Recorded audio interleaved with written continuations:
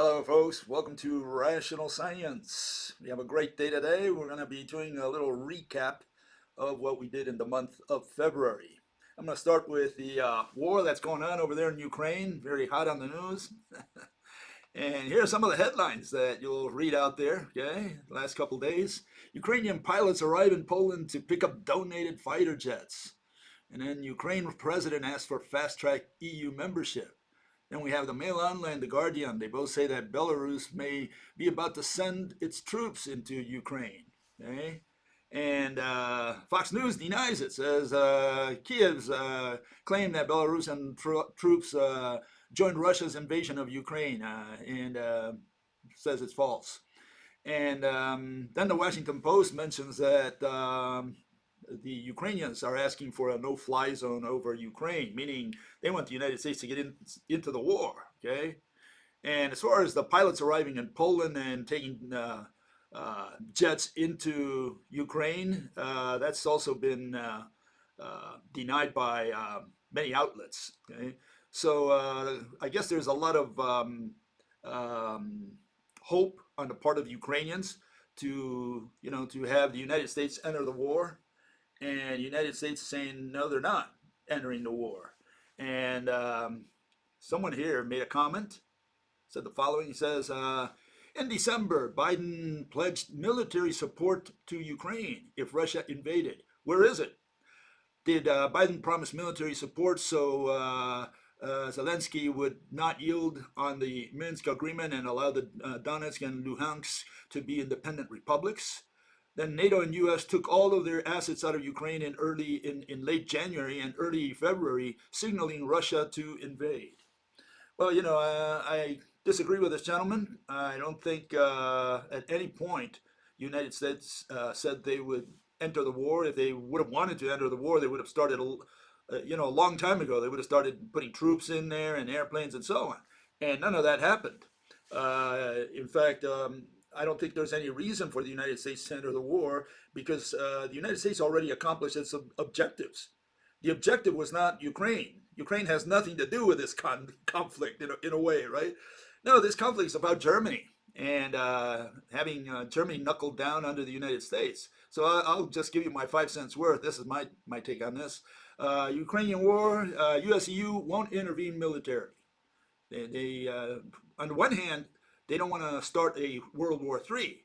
But then there's the issue of, if you have U.S. enter the war, then the whole world will see it as a U.S. versus Russia war.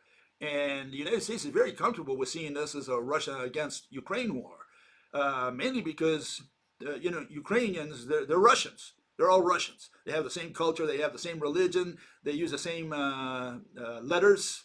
They eat the same things, borscht. They drink the vodka. There's no difference between Russians and Ukrainians. You might think there is. Maybe the Ukrainians think they're different, but it's just another province of Russia. That's all Ukraine is.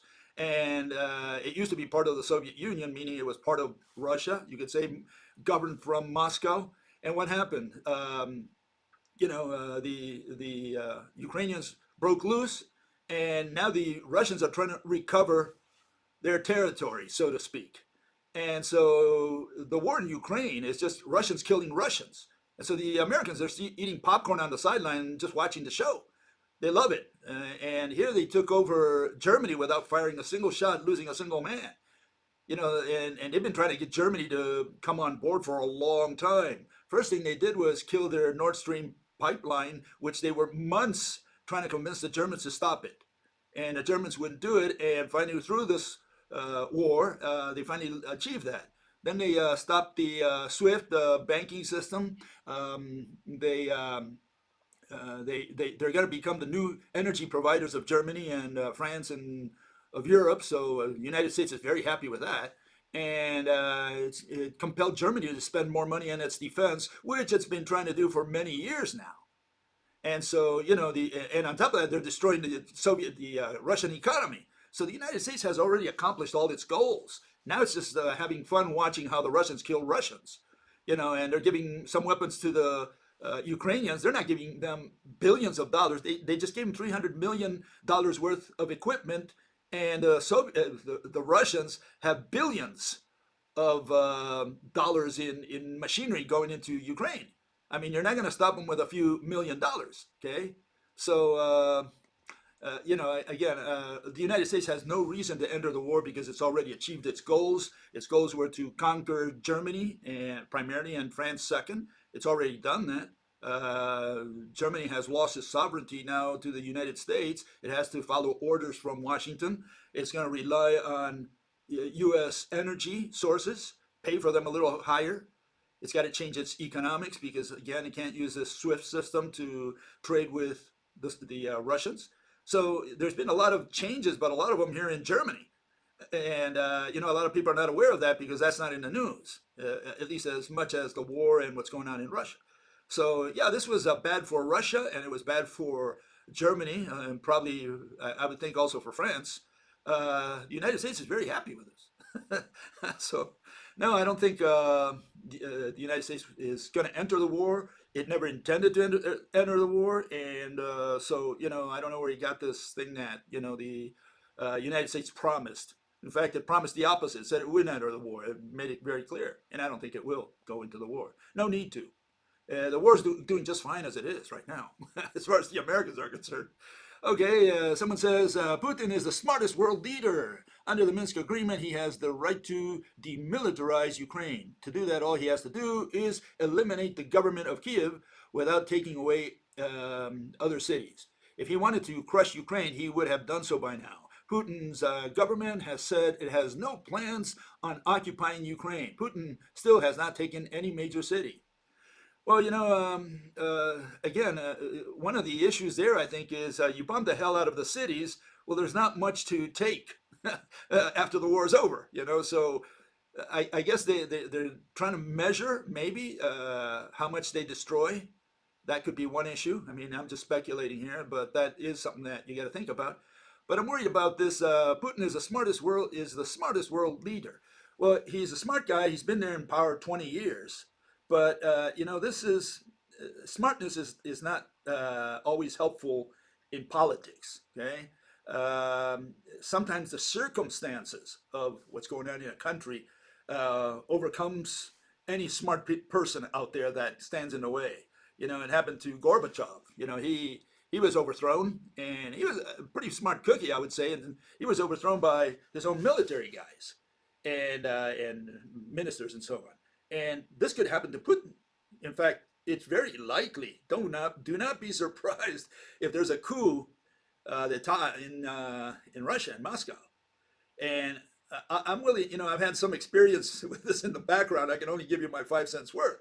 And that is that I can always put my hand in the fire that there are military and whispering in the background in Moscow. And they're probably not very happy with Putin. This guy's been in power for 20 years, and they might decide to remove him, and change course of events. Do not be surprised. I think there's always conspiracies going on, but especially in these circumstances where you have, a war on the one hand and a destroyed economy on the other, possibly a recession or a depression coming around over there. So I don't know. A lot of these generals will be looking at that, and they might decide to, take him out.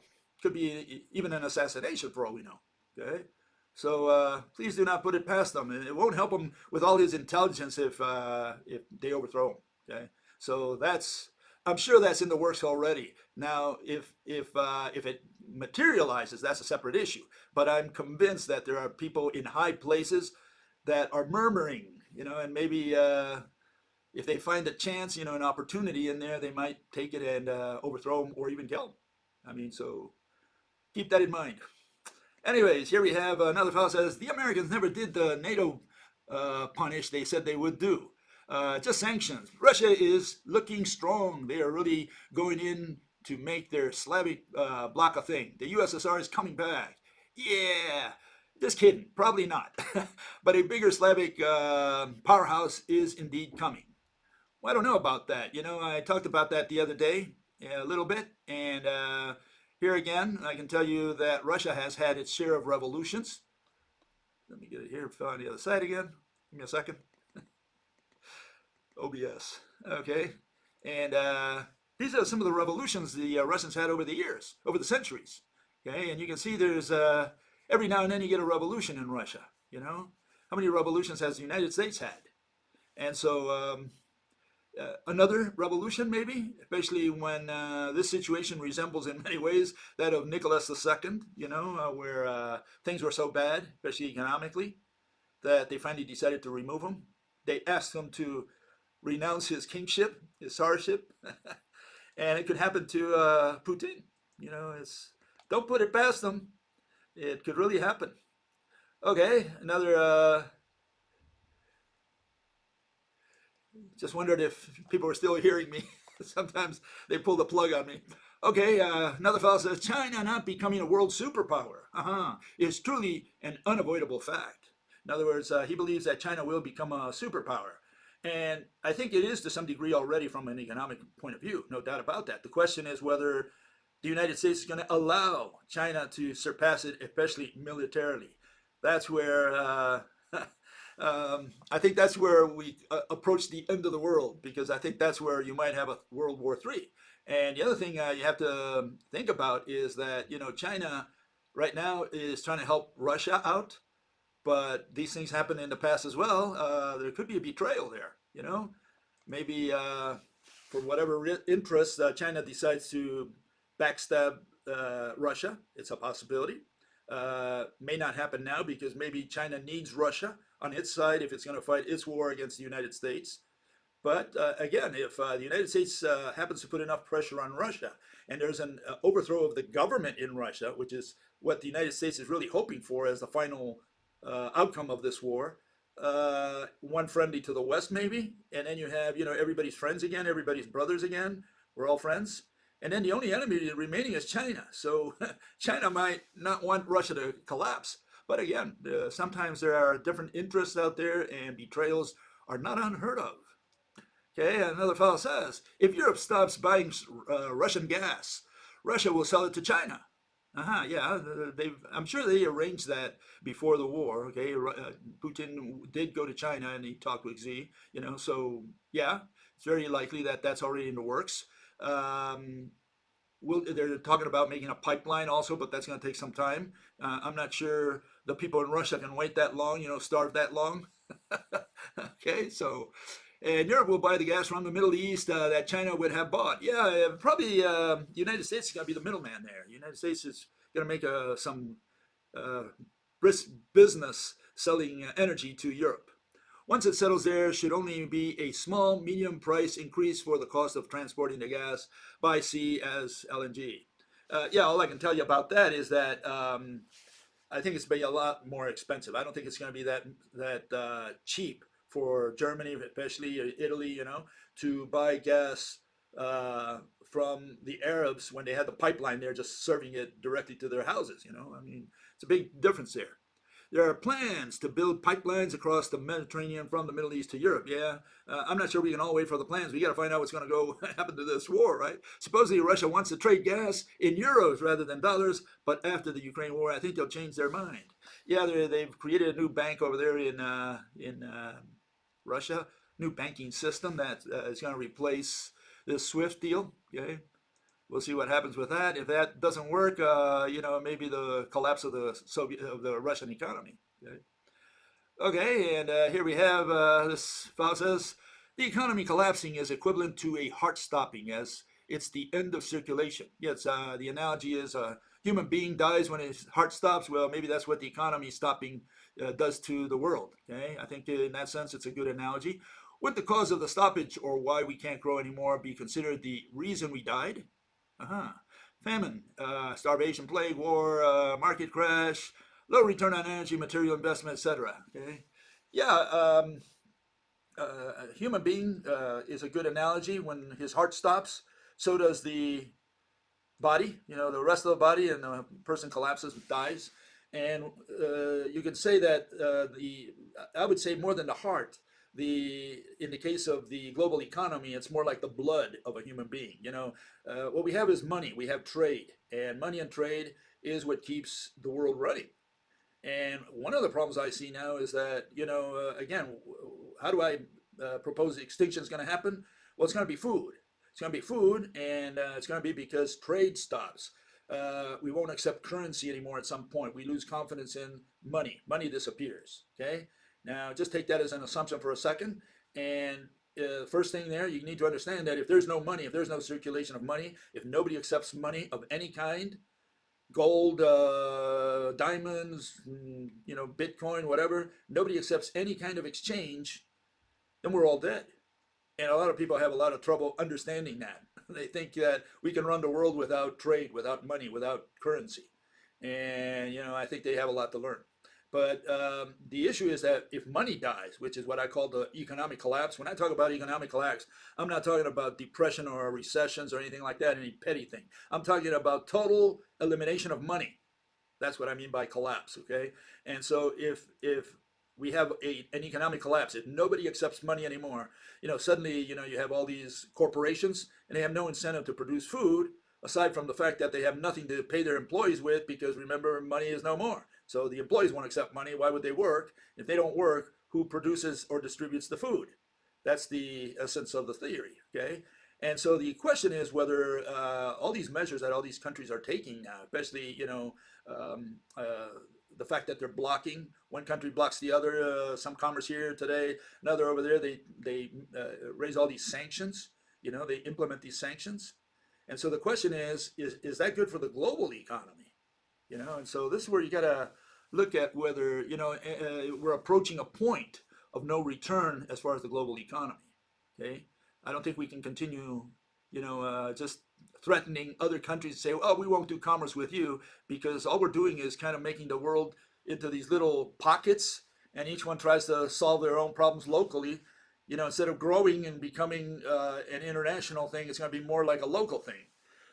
We're stopping commerce, not increasing commerce, in other words. And that might work against all of us. Okay?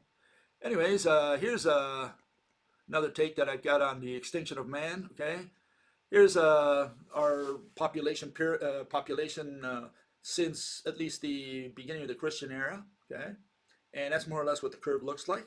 We're like 8 billion people now. Question is, what's going to happen after today? Okay. Are we going to continue growing? Are we going to level off? Are we going to go down to extinction? That's the question I'm asking. And here you see the three trends. These are the only three possible outcomes. Okay, we either continue growing, okay, population-wise, right? We can more or less run around back and forth around a constant number, maybe 8 or 9 billion people, whatever. Or we can go down to extinction, and which will happen. And the first thing I'm going to tell you is I don't think we're going to live a million more years. And I think anyone who thinks that humans are going to be around in a million more years here on Earth is crazy. He doesn't have the slightest clue. Okay? I don't even think we're going to live another 1,000 years. Okay?